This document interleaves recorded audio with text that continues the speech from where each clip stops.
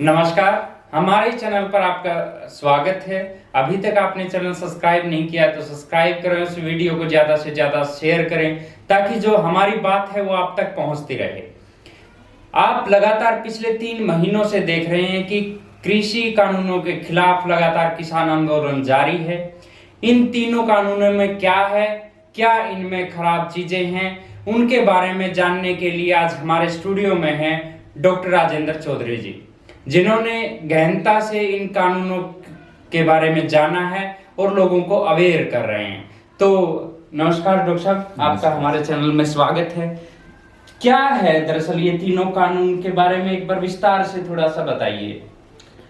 देखिए, सरकार ने इन कानूनों के बारे में जो पुस्तिका निकाली है उसमें स्पष्ट तौर पे लिखा हुआ है कि 1990 के बाद देश में जो आर्थिक परिवर्तन हुए, आर्थिक नीतियों में परिवर्तन हुए, यानी जो निजीकरण और वैश्वीकरण और बाजारीकरण की जो आर्थिक नीति अपनाई गई, कृषि क्षेत्र उनसे वंचित रहा है।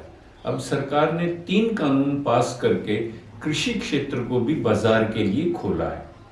तो एक वाक्य में कहें तो यही कह सकते हैं कि कृषि क्षेत्र को, जो देश में लगभग 50% आबादी को रोजगार उपलब्ध कराता है, उसको बाजार के लिए पूरी तरीके से खोला जा रहा है जी। इसमें 3 कानून पास हुए हैं। पहला है आवश्यक वस्तु अधिनियम, जो ये कानून 1955 से बना हुआ है। इसके तहत दवाइयां, खाद, बीज, कपड़ा, भोजन, जूट इत्यादि पे सरकार को नियंत्रण का अधिकार है कि आवश्यकता पड़ने पर इनकी कीमतों, इनकी सप्लाई, इनके भंडारण और इनके उत्पादन बाबत सरकार नियम बना सकती है। अब सरकार ने इस आवश्यक वस्तु अधिनियम 1995 का जो कानून है, इसमें बदलाव करके ये कहा है कि भोजन, अन्न, दालें, तिलहन, आलू, प्याज और तेल, इन पे ये कानून बहुत सीमित परिस्थितियों में लागू होगा। जी जी। और जब उन सीमित परिस्थितियों में ये कानून लागू भी होगा, आवश्यक वस्तु अधिनियम, तो वो कंपनियां कृषि व्यापार में या कृषि प्रोसेसिंग में या निर्यात में लगी हुई कंपनियों पर ये कानून लागू नहीं होगा जी। यानी एक वाक्य में कहें तो आवश्यक वस्तु अधिनियम खाने पीने की वस्तुओं पे बहुत सीमित परिस्थितियों में लागू होगा और कंपनियों पर ये बिल्कुल भी लागू नहीं होगा। कृषि व्यापार, कृषि प्रोसेसिंग, फूड प्रोसेसिंग और पूरी फूड चेन में, मतलब पैदावार से लेके रसोई तक पहुंचाने की जो प्रक्रिया है, उसमें शामिल कंपनियों पर ये लागू नहीं होगा जी।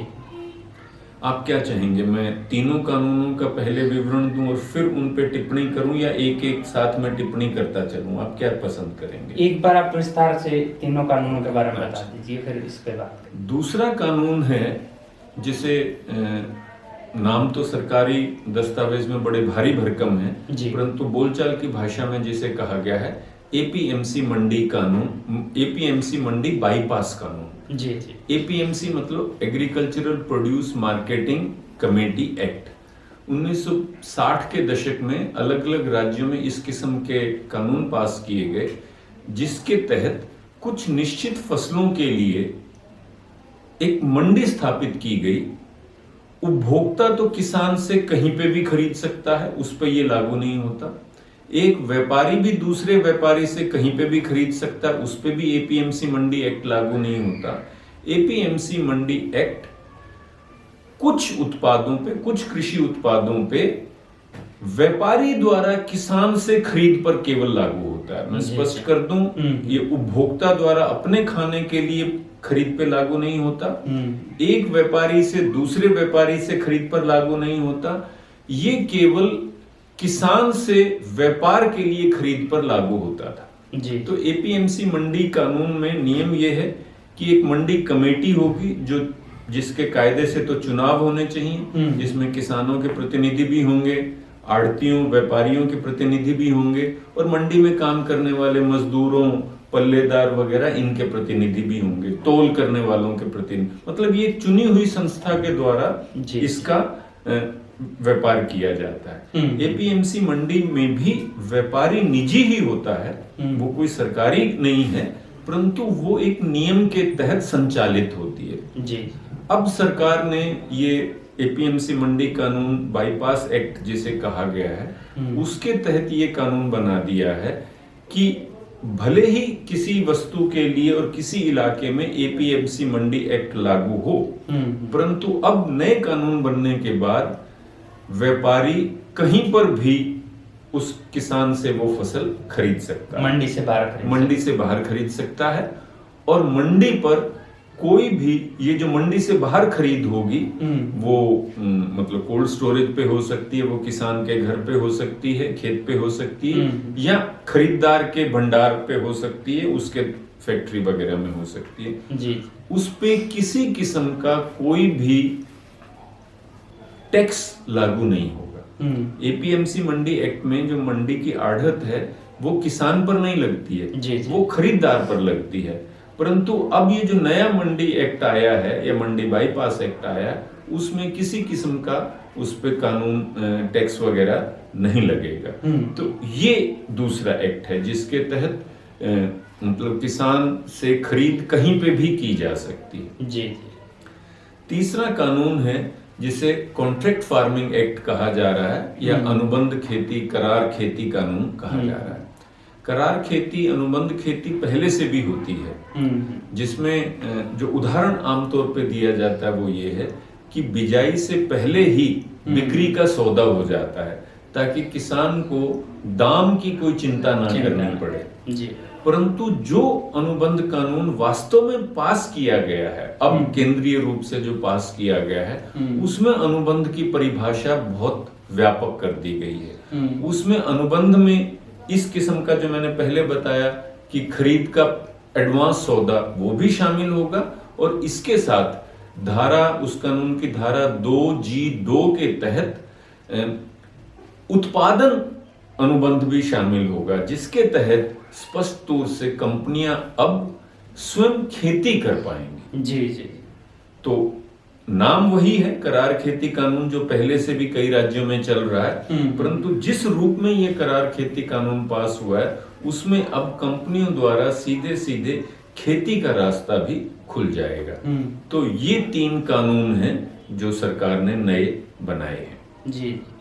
डॉक्टर साहब, आप क्या मानते हैं कि खेती में देखो सुधारों की जरूरत तो थी और व्यापक तौर पे जरूरी है सुधार, तो वो कौन से सुधार होने चाहिए कि जो सरकार इनमें भी, क्या कोई ऐसा है कानून में भी कोई पॉजिटिव पक्ष या सारा नेगेटिव ही है ये कानून? देखिए, पहली बात तो मैं ये कहना चाहूंगा कि हर बदलाव सुधार नहीं होता जी। हमें मूल्यांकन करना पड़ेगा कि जो बदलाव है वो सुधार के लिए है या वो बिगाड़ के लिए। कोई भी ये नहीं कह सकता कि समाज की किसी भी व्यवस्था में कोई परिवर्तन की जरूरत नहीं है, कोई बदलाव की जरूरत नहीं है, पर वो बदलाव कैसा हो, उस बदलाव की दिशा क्या हो, ये विचारणीय बात है जी। तो मेरी नजर में ये जो तीनों कानून हैं, इनमें जो बदलाव किया गया है वो सुधार नहीं, वो प्रतिगामी है, मतलब वो नेगेटिव है। उनका प्रभाव न केवल किसान पर बल्कि पूरी अर्थव्यवस्था पर, नागरिकों पर, उपभोक्ताओं पर बुरा प्रभाव पड़ेगा बजाय कि अच्छा प्रभाव पड़ने के। एक और बात इसमें लगातार ये आ रही है कि किसान आंदोलन जो लगातार चल रहा है, इस बीच में कई सारे जो मिडिल क्लास लोग हैं ये कह रहे हैं कि किसानों पे शायद इतना असर ना हो कानून का, लेकिन जो उपभोक्ता है, जो खाने के लिए निर्भर है बाजार पर, उसके साथ बहुत बड़ा खिलवाड़ हो जाएगा। जैसे दालों का एक बार स्टॉक हुआ था तो 80 से सीधा 200 पहुंच गए थे। वो कह रहे हैं कि किसानों के साथ उतना नहीं है जितना उपभोक्ता के साथ है। देखिए, ये दोनों के साथ है, किसके साथ ज्यादा है किसके साथ कम है, मेरा इस पे कोई अध्ययन नहीं है जी। आंकड़ों की मुझे विशेष जानकारी नहीं है, पर मैं अर्थशास्त्र के सिद्धांतों के बारे में थोड़ा बहुत जानता हूँ और उसके आधार पे मैं कह सकता हूँ कि ये किसान उपभोक्ता किसान से आगे बढ़ के मैं कहूँगा पूरी अर्थव्यवस्था, छोटा व्यापारी, छोटा दुकानदार, छोटा कारीगर, इन सब पर इसका दुष्प्रभाव पड़ेगा। केवल उपभोक्ता के नाते नहीं, अर्थव्यवस्था पर भी बुरा प्रभाव पड़ेगा। जी, आप क्या समझते हैं कि किस तरह के सुधारों की हमें जरूरत है कि किसान जो उसकी माली हालत है वो सुधर पाए? क्योंकि सरकार ये कह रही है कि हम बिचौलियों को खत्म कर रहे हैं, लेकिन वो बड़े बिचौलिए लेके आ रही है। लेकिन किसानों के बीच में ये क्या जाए कि वो किस तरह की सुधार की जरूरत है कि किसानों को लगे कि हाँ मैं ये चीज। देखिए, ये बड़ा व्यापक प्रश्न है, इस पर बहुत कुछ कहा जा सकता है। जी, पिछले 10 सालों से हम हरियाणा में कुदरती खेती अभियान चला रहे हैं, क्योंकि वर्तमान खेती जिस तरीके से हो रही है, जिसमें जिस तरीके से रसायनों का प्रयोग किया जा रहा है, केमिकल का प्रयोग किया जा रहा है, खेती महंगी होती जा रही है, वो असल में भोजन को प्रदूषित कर रही है। भोजन को प्रदूषित कर रही है, भोजन की पौष्टिकता नष्ट कर रही है। तो खेती का प्रश्न तो देखिए बहुत व्यापक प्रश्न है, उसमें बहुत सारे किस्म के बदलाव करने की जरूरत है, और केवल खेती में ही नहीं, अर्थव्यवस्था में भी बदलाव करने की जरूरत है।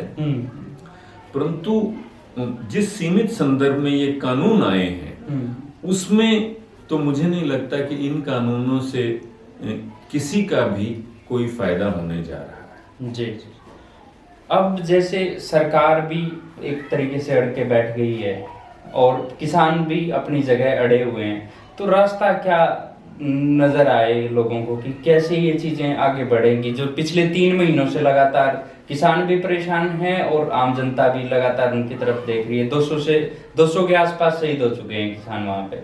तो क्या आप देखते हैं कि किस दिशा में किसानों को जाना चाहिए? देखिए, मान लीजिए एक अपराधी है और एक अपराध का भुक्तभोगी है। एक ने चोरी की है और एक की चीज चोरी हुई है। आप कहो कि दोनों जिद पे अड़े हुए, कैसे समझौता हो? अगर एक चोरी करने वाला है और एक की चीज चोरी हुई है, तो स्पष्ट है कि किसको बदलना है। सरकार ये नए कानून लेकर आई है, और सरकार जो कानून लेकर आई है, जो मैंने जिस रूप में बताया, आप अगर मैंने अभी केवल अपनी राय दी है, आप विस्तार से कहेंगे तो मैं इस पे विस्तार से भी रोशनी डालूंगा कि कैसे अर्थव्यवस्था, किसान और उपभोक्ता सभी के हित में नहीं है। परंतु जैसे मैंने आपके सामने कहा, मेरी समझ में ये तीनों में से किसी के भी हित में नहीं है। तो ये सरकार और किसानों को बराबर का ठहरा देना कि दोनों अपनी जिद पे अड़े हैं, जी। तो ये गलत बात है। चोरी करने वाला और जिसकी वस्तु चोरी हुई है, उन दोनों को आप बराबर के पलड़े पे नहीं ठहरा सकते। विस्तार से जानना चाहते हैं डॉक्टर साहब। दरअसल हमारा ये वीडियो बनाने का और ये चीजें करने का मकसद ही यही है कि जो आम जनता, बहुत सारे लोग इसके बारे में जान चुके हैं, पढ़ चुके हैं, लेकिन कुछ चीजें ऐसी है जो अभी भी बहुत सारे लोगों को नहीं है क्लियर। तो इसके बारे में विस्तार से ही जानना चाह रहे हैं कि क्या ग्राउंड पे क्या रियलिटी है। देखिए, जो आवश्यक वस्तु अधिनियम है, जिसके तहत सरकार को ये अधिकार होता है, ये कानूनी अधिकार है कि वो जरूरत पड़ने पर आवश्यक वस्तुओं की, जिसमें जन्मता बीज भी है, खाद भी है, कपड़ा भी है, जूट भी है, पेट्रोल तेल भी है, दवाइयां भी हैं, जी, इन सब की सप्लाई, इनकी कीमतों, इनके भंडारण को नियंत्रित कर सकती है।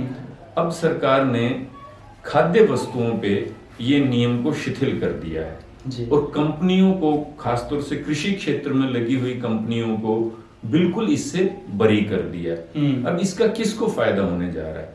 किसान को तो बिल्कुल कोई फायदा नहीं होने जा रहा, और एक हिसाब से देखें तो कानून को, किसान को इससे कोई नुकसान भी नहीं होने जा रहा, क्योंकि किसान तो भंडारण कर नहीं सकता। छोटा किसान तो आमतौर पे बिल्कुल, किसी एक आधी फसल का कोई बड़ा किसान कर ले तो कर ले, वरना किसान तो सीधा खलिहान से मंडी में लेके जाता है, तो उससे तो कोई फायदा भी नहीं होने वाला, कोई नुकसान भी विशेष नहीं होने वाला।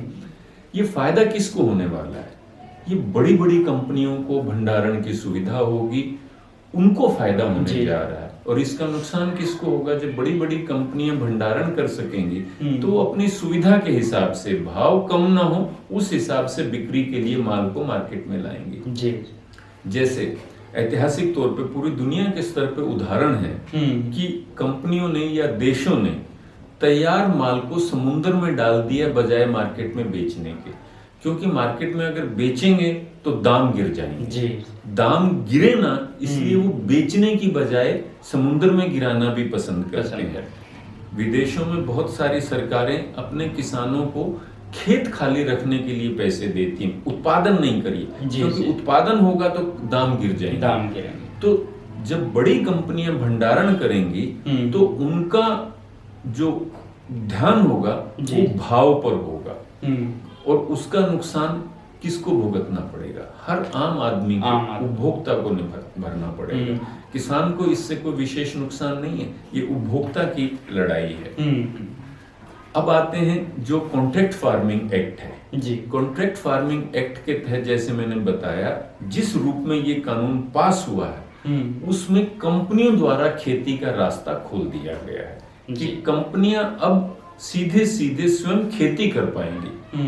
जो पुराना अनुबंध होता था कि खरीद का अग्रिम सौदा, वो भी हो सकता है, मैं ये नहीं कह रहा कि वो नहीं होगा, परंतु उसके साथ अब नया रास्ता खोल दिया है कि कंपनियां स्वयं खेती करेंगी। अब कंपनियों का खेती करना किस रूप में महत्वपूर्ण है, इसको तो जरा विस्तार से समझना पड़ेगा। जी। आपको मालूम होगा कि भारत में और किसी चीज पे हदबंदी कानून नहीं है। आप कितनी भी प्रॉपर्टी बना सकते हैं, कितनी भी फैक्ट्रियां लगा सकते हैं, कोई हदबंदी लागू नहीं है। परंतु कृषि भूमि पे हदबंदी कानून लागू है कि आप एक निश्चित सीमा से ज्यादा भूमि नहीं रख सकते। ये कानून क्यों बना है? ये आजादी के समय जब आंदोलन चल रहे थे, स्वतंत्रता का आंदोलन चल रहा था, तब एक सवाल उठा था किसानों की तरफ से, मजदूरों की तरफ से कि हमें क्या फायदा होगा, देश आजाद हो गया तो हमारे ऊपर तो अभी भी जागीरदार बैठे हैं, आगे भी जागीरदार रहेंगे, हमें क्या फायदा होगा। तो ये स्वतंत्रता आंदोलन का वायदा था कि हम कृषि भूमि को इस रूप में, कृषि क्षेत्र को इस रूप में चलाएंगे कि ज्यादा से ज्यादा लोगों के लिए रोजगार उपलब्ध कराए। इसलिए भूमि हदबंदी कानून आजादी के बाद पास किया गया, ताकि भूमि कुछ लोगों के लिए शोषण का आधार ना बन जाए। बिहार के राजा और दरभंगा होते थे, जो बिहार से लेके असम तक उन्हीं की जमीन थी। बिहार में उदाहरण है कि एक एक जमींदार के पास कई कई गांवों की जमीनें होती थी। जैसे राजा दरभंगा की तो बिहार से लेके असम तक सुना है जमीन होती थी। तो वो कानून बनाए गए कि बोने वाला ही जमीन का मालिक स्वयं खेती करे। ये रूप था कि इतनी हो जमीन की सीमा कि वो स्वयं खेती करे। तो अब ये कंपनियों द्वारा जब खेती का रास्ता निकल आएगा तो हदबंदी कानून तो बिल्कुल खत्म हो जाएगा, निष्प्रभावी हो जाएगा। कागजी तौर पे बना रहेगा, उसे नहीं बदला जा रहा है, परंतु प्रभावी रूप से वो नष्ट होने जा रहा है जी। इसका प्रभाव बहुत दूरगामी होंगे।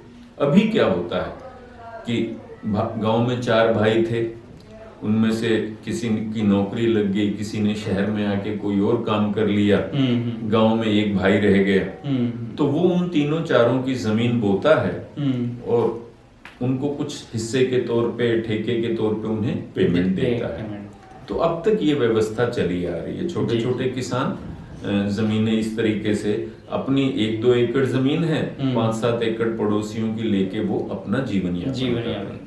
जब कंपनियां इस क्षेत्र में आएंगी तो शुरू में वो ठेके के रेट अच्छे भी देंगी, बेहतर देंगी। तो शहर में रहने वाला भाई, शहर में व्यापार करने वाला भाई, वो जमीन अपनी कंपनी को ठेके पे दे देगा। जब कंपनी को ठेके पे दे देगा और ऐसे किसान देने लग जाएंगे, तो जो गांव में रहता है, जिसके पास मात्र 1-1.5 एकड़ जमीन है, वो क्या करेगा जी। अब 1-1.5 एकड़ पे, 1-2 बीघे पे तो उसका गुजारा नहीं होता, तो उसको भी थक हार के जमीन ठेके पे सरकार को देने लग जाएगी। पर कंपनी द्वारा ठेका और किसान द्वारा ठेके में एक बहुत बड़ा फर्क है। जब किसान ठेके पे जमीन लेता है तो किसान भी ज्यादा जमीन की परवाह नहीं करता, क्योंकि उसे लगता है कि अगले साल तो मुझे ठेका मिलेगा कि नहीं मिलेगा।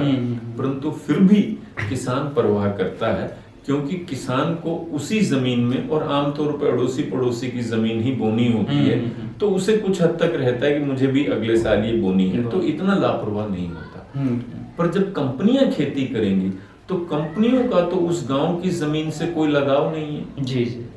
अडानी अंबानी दिल्ली, मुंबई, गुजरात में बैठे हैं, वो आज हरियाणा के एक जिले में कर रहे हैं, 2 गांवों में कर रहे हैं। 5 साल इसमें जो अनुबंध की अवधि है वो 5 साल तक की हो सकती है। वो 5-10 साल इस गांव में खेती करेंगे, इस गांव की जमीन को बंजर करके अगले गांव में चले जाएंगे, और 5 साल बाद आज ठेका इस दाम पे लिया है, 5 साल बाद वो जब ना लेंगे, कम दाम पे लेंगे, तो किसान जाएगा कहाँ? 1-2 साल के लिए अच्छा रेट मिल जाएगा, बाद में क्या होगा? दुनिया भर के उदाहरण हैं कि बड़ी बड़ी कंपनियां अरबों खरबों का नुकसान सहन करके सालों तक बिजनेस करती हैं। जब पेप्सी और कोका कोला भारत में आपातकाल के बाद दोबारा से आई थी, आपातकाल से पहले भी थी, आपातकाल के बाद दोबारा से आई थी, तो गोल्ड स्पॉट उस समय एक भारतीय कंपनी थी। गोल्ड स्पॉट ने कई साल तक नहीं बेचा अपने प्लांट को, अपने सौदे को, इन पेप्सी और कोका कोला को नहीं भेजा। पेप्सी और कोका कोला ने दुकान दुकान में ये फ्रिज रखवा दिए, और फ्रिज रखने की कंडीशन ये थी कि उन्हीं का माल उसमें रखा जाएगा। थक हार के, और सालों उन्होंने जब फ्रिज रखवाए होंगे तो कितने मतलब लंबे समय तक घाटा सहा होगा, पर धीरे धीरे बाजार पे कैप्चर हो गया, और गोल्ड स्पॉट को थक हार के माल अपना ब्रांड अपना बेचना पड़ा। तो यही कृषि के साथ होने जा रहा है। बड़े पैमाने पे किसानों की जगह कंपनियां खेती करने लग जाएंगी, और जब कंपनियां एक बार ही खेती करने लग जाएंगी तो फिर आज वो अच्छा रेट देंगी, कल क्या रेट देंगी इसकी कोई गारंटी नहीं है। इसका दूसरा प्रभाव क्या होने जा रहा है? अभी जब किसान स्वयं खेती करता है तो परिवार के सभी लोग उसमें काम करते रहते हैं, भले ही उतनों की जरूरत ना हो।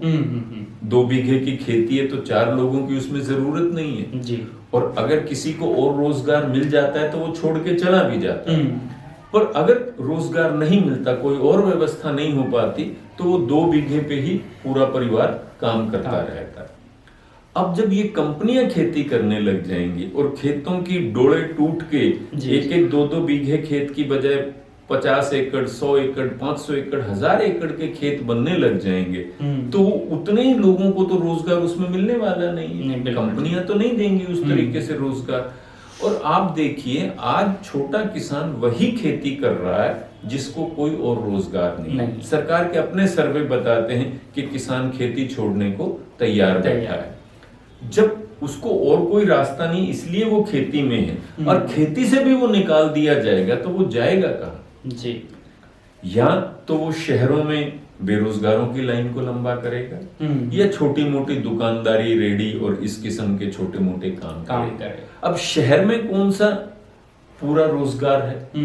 शहरों में भी तो बेरोजगारी बड़े पैमाने पे है, और उसमें ग्रामीण क्षेत्र से देश की आधी आबादी का बड़ा हिस्सा अगर आ जाएगा तो शहरों की छोटे दुकानदार की, बेरोजगारों की लाइन और लंबी हो जाएगी।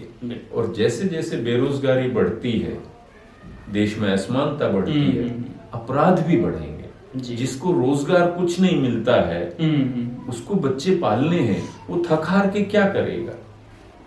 तो ये जो करार खेती कानून है, ये बहुत ही खतरनाक कानून है।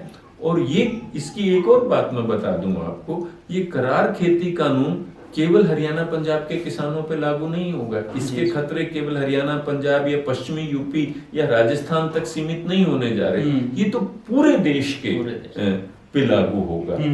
हालांकि क्योंकि इसकी ये वाली बात मीडिया में निकलकर जोर शोर से सामने नहीं आई है, न्यूनतम समर्थन मूल्य या एमएसपी का प्रश्न जो है वो मुख्य प्रश्न के तौर पे रहा है, परंतु वास्तविकता ये है कि ये जो कंपनी कानून है, मेरी नजर में ये सबसे खतरनाक कानून है, और ये पूरे देश के किसानों की आजीविका पे तलवार के तौर पर लटकेगा।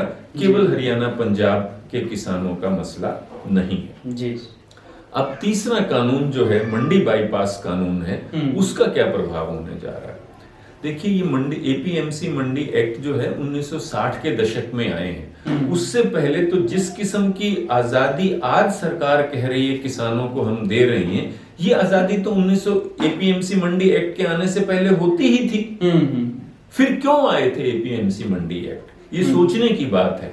सरकार इसका कहीं जिक्र नहीं करती है, और कि क्यों आए थे ये एपीएमसी मंडी एक्ट। जो स्वतंत्रता आज सरकार कह रही है कि किसानों को मिलेगी कि वो कहीं भी बेचें, किसी को भी बेचें, कभी भी बेचें, ये तो मुझे अपने बचपन की याद है, हमारे गांव में होता था। जी जी। उसकी बंद करने की नौबत क्यों आई? क्योंकि वो किसानों के हित में नहीं था। वो एक व्यापारी और एक किसान बराबरी पर नहीं खड़े होते। एक व्यापारी और किसान, व्यापारी ऊपर होता है आमतौर पे और किसान नीचे होता है, तो वो लेवल प्लेइंग फील्ड जिसे हम कहते हैं, बराबरी का मुकाबला नहीं होता। तो बराबरी का मुकाबला हो, उसके साथ तौल में, उसके पास भाव में, भुगतान में, ग्रेडिंग वगैरह में धोखा ना हो, इसलिए एक मंडी कानून, मंडी की व्यवस्था बनाएगी, जो कि केवल सरकारी मंडी नहीं, हम बोलचाल की भाषा में कह देते हैं, पर वहां पे भी प्राइवेट व्यापारी ही है। परंतु प्राइवेट व्यापारी और किसान अब जब व्यापार करते हैं तो पर्दे के पीछे नहीं है, वो एकांत में नहीं है, वो समाज के सामने है, समाज सरकार की नजर के सामने है। सौदा अब भी किसान और व्यापारी के बीच में है, परंतु वो सरकार की नजर के सामने, वो सार्वजनिक है, वो पर्दे के पीछे नहीं है, वो एकांत में नहीं है। अब सरकार ये करने जा रही है कि वो एकांत में होगा, पर्दे के पीछे होगा। मंडी में खरीद करोगे तो आढ़त टैक्स लगेगा, मंडी से बाहर खरीदोगे तो खरीदार पे कोई टैक्स नहीं होगा। तो स्पष्ट है, जब वहां कोई टैक्स नहीं होगा तो खरीदार वहां जाएगा कहां? सरकार ये कह रही है कि एपीएमसी मंडी बंद नहीं होगी। जब शिक्षा का निजीकरण शुरू हुआ, जब स्वास्थ्य सेवाओं का निजीकरण शुरू हुआ, तो सरकार ने ये तो कभी घोषणा नहीं की कि हम स्कूल बंद करने जा रहे हैं, और सालों तक वो बंद हुए भी नहीं। पर अंततः आज बंद हो रहे हैं ना। अंततः आज स्थिति ये है कि सरकारी अधिकारी, सरकारी नेता, और हरियाणा के संदर्भ में तो हरियाणा के अपने स्वास्थ्य मंत्री भी निजी अस्पताल में इलाज ना करवा के, निजी अस्पताल में इलाज करवा रहे हैं, सरकारी अस्पताल में इलाज नहीं करा रहे हैं। तो हम एपीएमसी मंडी, सरकार क्या कह रही है कि एपीएमसी मंडी है, बनी रहेगी वगैरह वगैरह, परंतु स्पष्ट दिख रहा है किसानों को, जो व्यवस्था सरकारी स्कूलों के साथ हुई है, जो सरकारी अस्पतालों के साथ हुई है, निजीकरण की बाढ़ वही कृषि के साथ करने जा रही है। जी। और ये दो स्तरीय व्यवस्था हो जाएगी, एक एपीएमसी मंडी के अंदर व्यापार और एक एपीएमसी मंडी के बाहर का व्यापार। बाहर के व्यापार पे कोई टैक्स नहीं होगा, कोई किसान को सुरक्षा मुहैया नहीं होगी, वो उसका परस्पर सौदा है। अब किसान, सरकार क्या कहती है इसके पक्ष में, इस कानून के पक्ष में? सरकार ने अपनी वो जो 106 पन्नों की किताब निकाली है, हालांकि उसमें केवल 13 पेज ही हैं जो नए कानूनों के बारे में है, बाकी तो 93 पेज इस चीज के बारे में है कि मोदी जी ने मुख्यमंत्री के तौर पे क्या किया और प्रधानमंत्री के तौर पे इस सरकार ने किसानों के लिए क्या भला किया, कितना बड़ा बड़ा किया। उसमें मंडी के कानून के बारे में वो सरकार ये कहती है कि मंडी में व्यापारी गिरोहबंदी कर लेते हैं, जिससे किसान का शोषण होता है। अब मंडी में तो छोटे छोटे व्यापारी हैं और वो हजारों लाखों की संख्या में है। अगर हजारों लाखों की संख्या में छोटे छोटे व्यापारी का मुकाबला किसान नहीं कर सकता, तो मंडी के बाहर तो गिने चुने व्यापारी होंगे। रिलायंस, अडानी, टाटा, बिरला, जब आईटीसी, ये चंद गिने चुने व्यापारी होंगे। तो जो किसान छोटे आड़ती का मुकाबला नहीं कर सकता, छोटे व्यापारी का मुकाबला नहीं कर सकता, वो इन बड़े मगरमच्छों का मुकाबला कैसे करेगा?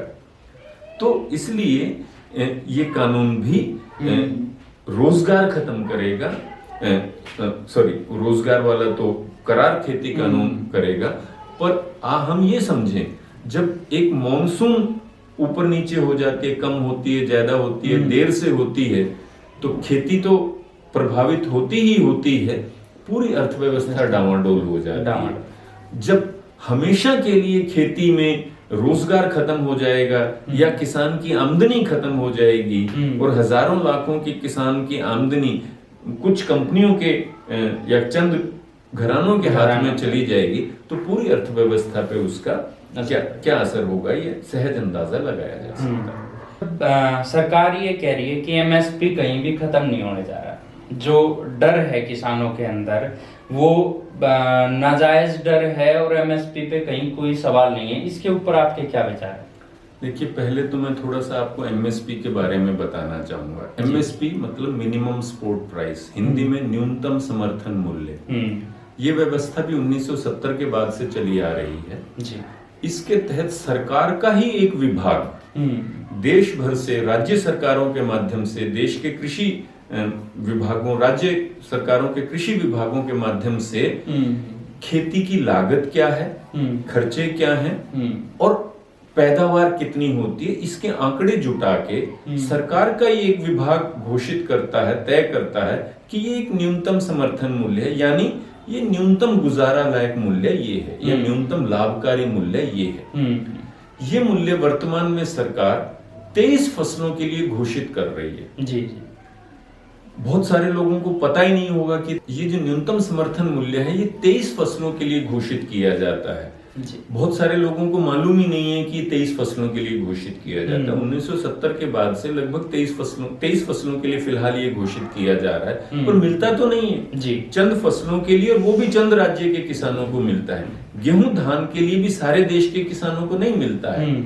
तो अब सवाल ये उठता है, जब सरकार का एक विभाग ये घोषित करता है कि ये न्यूनतम लाभकारी मूल्य है, तो ये सुनिश्चित कौन करे कि वो मिले? अभी तक इस बारे में कोई कानून नहीं था। ये एक सरकारी नीति थी, और जो नीति आप जानते हैं, सरकारी नीतियां राजनीतिक परिदृश्य के हिसाब से, चुनावों के हिसाब से बदलती रहती हैं। जी। अभी तक हरियाणा पंजाब से केवल, या पश्चिमी यूपी से, या कोस्टल आंध्र प्रदेश से आमतौर पे खरीद होती थी, पर पिछले सालों में वो मध्य प्रदेश से भी होने लगी, कुछ और राज्यों से भी होने लगी, परंतु इसके बारे में कोई कानून नहीं था। जी। तो अब किसान ये मांग कर रहे हैं कि आप इसके बारे में जो न्यूनतम समर्थन मूल्य आप घोषित करते हैं, ये सुनिश्चित भी तो करिए कि किसान को वो मिले। जी बिल्कुल ठीक। तो ये बिल्कुल जायज बात है, कोई इसमें गलत मांग नहीं है। बिना ये सुनिश्चित किए कि जो हम न्यूनतम समर्थन मूल्य कहते हैं वो किसान को मिले, उसकी घोषणा करने का अर्थ क्या है? आज मैं घोषणा कर दूं कि एक लाख रुपए क्विंटल गेहूं का मैं रेट घोषित करता हूं, इसका क्या अर्थ है? तो ये बिल्कुल जायज बात है कि जो सरकार का एक विभाग घोषित कर, जैसे सरकार का एक विभाग न्यूनतम मजदूरी भी घोषित करता है, न्यूनतम कृषि मजदूरी भी घोषित करता है, तो वो लागू करने की भी तो जिम्मेदारी होनी चाहिए। केवल घोषणा की से तो बात नहीं बनती है। तो एक मांग तो किसानों की ये है, एमएसपी पे निश्चित तौर पे ऐसा एक कानून बनना चाहिए। अब लोग ये कहेंगे, बहुत सारे लोग कहते हैं, अर्थशास्त्री भी कहते हैं कि सरकार ऐसा कैसे सब कुछ खरीद सकती है? सरकार को सब कुछ खरीदना नहीं है। सरकार को तो एक अंतिम विकल्प के तौर पे किसान की पीठ पे खड़ा रहना है कि अगर और कोई नहीं खरीदेगा तो हम खरीदेंगे। जब सरकार अंतिम विकल्प के तौर पे किसान की पीठ पे खड़ी दिखती है, तो अब जिसने ब्रेड बनानी है, जिसने बिस्कुट बना के मार्केट में बेचना है, जिसने पिज्जा बना के मार्केट में बेचना है, तो न्यूनतम समर्थन मूल्य या उससे ऊपर खरीदेगा किसान से। बिल्कुल। तो ऐसा नहीं है कि 100% खरीद सरकार को करनी है। सरकार केवल एक अंतिम आश्वासन के तौर पे खड़ी रहे कि और कोई नहीं तो हम खरीदेंगे। और इसके बावजूद लगता है कि धान का बहुत ज्यादा उत्पादन हो रहा है, तो वो तुलनात्मक रूप से धान की कीमत को थोड़ा कम करके, चने की अगर उत्पादन कम हो रहा है तो उसकी कीमत को थोड़ा सा ज्यादा करके वो सुनिश्चित किया जा सकता है। जी। तो न्यूनतम समर्थन मूल्य की मांग और ये न्यूनतम समर्थन मूल्य किसान को मिले, ये सुनिश्चित करने का कानून बनाने की मांग बिल्कुल जायज है। और पूरी दुनिया में किसानों को किसी ना किसी रूप में, सब रूप अलग अलग बदलते हैं जी, परंतु किसी ना किसी रूप में ये सहायता मिलती है। आधे अधूरे ढंग से मिलती हो, जैसे अब तक भारत में मिल रही है, या पूरे तरीके से मिलती हो, ये बात अलग है, परंतु सैद्धांतिक व्यवस्था पूरी दुनिया में है और इसके पीछे अर्थशास्त्र के ठोस कारण है। नहीं, सही बात है डॉक्टर साहब कि एमएसपी पे तो जरूर कानून बनना चाहिए। और ये लगातार आंकड़े रहे हैं कि हरियाणा पंजाब के कुछ किसानों को छोड़ के बाकी देश के किसानों को उस तरह के रेट नहीं मिलते हैं। चाहे वो हरियाणा बाजरे किसान के भी सभी फसलों के किसानों को नहीं मिलते हैं। इस बारी मक्के के किसानों को कहाँ मिला है रेट, और ये सरकारी वो कहते हैं। और एक और लगातार दिक्कत रही है कि क्योंकि गांव से आते हैं तो वहाँ अब की बार ये था कि जो बाड़ी थी, नरमा था, उसके रेट तो थे ही थे, उसके अलावा कितने क्विंटल किले में होगी वो भी सरकार ने फाइनल कर रखा था कि ये किसान इतनी बेच सकता है। फिर वो किसान आपस में ढूंढते फिर रहे थे कि आपके पास बची है क्या, हम आपके नाम से बेचाएं, आपके नाम। ये सब सीमाएं इसीलिए हो रही हैं, ये समस्याएं इसीलिए हो रही हैं क्योंकि ये जो बिक्री, ये एमएसपी पे खरीद की जो व्यवस्था है, ये पूरे देश में और सब वस्तुओं पे लागू नहीं हो रही है। जी। अभी तो ये भी बंधन रहता है कि अपने राज्य का ही होना चाहिए। अपने राज्य का बंधन किस लिए? क्योंकि दूसरे राज्य में मिल नहीं रहा। तब अगर उसे अपने गांव में ही वो न्यूनतम समर्थन मूल्य मिल जाएगा तो आपके राज्य में आएगा क्यों? जी। ये इसको आप सार्वजनिक सबके लिए यूनिवर्सल बना देंगे तो यूनिवर्सल बन जाएगा, तो फिर ये सब समस्या नहीं आनी। फिर ना आपको ये सरकार ये सीमा क्यों लगाती है कि इससे ज्यादा नहीं बेचना। सरकार तर्क ये देती है कि दूसरे राज्य के किसान का माल ना सरका जाए यहाँ पे, पर अगर सब राज्यों में ये लागू हो तो किसी दूसरे किसान का माल सरकाने की तो नौबत ही नहीं है। बिल्कुल ठीक बात है। मैं एक सवाल और बार बार उठता है कि सरकार ने इतना कुछ तो मान लिया और किसान फिर भी जिद पर अड़े हैं। देखिए, सरकार ने 9 सुझाव, बदलाव के 9 सुझाव दिए हैं कि इन कानूनों में हम 9 बदलाव कर देते हैं। वो जो बदलाव के लिए सरकार मानी है वो छोटे मोटे तकनीकी मुद्दों पे है, बुनियादी मुद्दों पर वो नहीं है। उदाहरण के तौर पे वर्तमान कानून जो है उसमें ये है कि आपके पास केवल पैन कार्ड है तब आप व्यापार कर सकते हैं, उस पे और कोई सीमा बंधन नहीं है। सरकार ने कहा है कि चलो ठीक है, हम इसके लिए पंजीकरण की और व्यवस्था कर देंगे। अभी वर्तमान व्यवस्था ये है कि विवाद होने पे आप कोर्ट में नहीं जा सकते। सरकार ने कहा चलो ठीक है, हम कोर्ट में जाने का रास्ता भी खोल देते हैं। अभी जो करार अनुबंध होता है, करार खेती के तहत जो अनुबंध होगा उसकी पंजीकरण की कोई विशेष व्यवस्था नहीं थी। सरकार कह रही इस बारे में भी हम कर देंगे। तो ये मुद्दे छोटे मुद्दे हैं। किसान ना तो अदालत में बड़ी बड़ी कंपनियों से लड़ सकता, बिल्कुल, और ना वो एसडीएम पे उसकी कोई सुनवाई होने जा रही है। तो सरकार ने कहने को 9 सुझाव माने हैं, बदलाव के लिए मानी है, परंतु वो छोटे मुद्दों पे हैं, तकनीकी मुद्दों पे हैं। ये जो बुनियादी उसकी सोच है इन कानूनों के पीछे कि कृषि क्षेत्र को कंपनियों के लिए खुला छोड़ देना, उसमें सरकार अभी तक रत्ती भर भी पीछे नहीं हटी है। तो इसलिए सरकार ने जो संशोधन के सुझाव दिए हैं वो अपर्याप्त है। जी। तो ये थे डॉक्टर राजेंद्र चौधरी जी जो इस गंभीर मुद्दे पर बात करने के लिए हमारे स्टूडियो में आए थे। आपके जिसके भी जो सवाल होंगे वो हमारे कमेंट बॉक्स में लिखिए। हम आगे इस चर्चा को निरंतर जारी रखना चाहते हैं, या और भी कोई अपने विचार साझा करना चाहता है हमारे स्टूडियो के माध्यम से, हमारे चैनल के माध्यम से, वो भी नीचे दिए गए नंबर पर संपर्क कर सकता है। तो डॉक्टर साहब, आपका इस महत्वपूर्ण चर्चा के लिए धन्यवाद। आप हमारे स्टूडियो में आए, मुझे अपनी बात कहने का मौका दिया, बहुत बहुत धन्यवाद। धन्यवाद।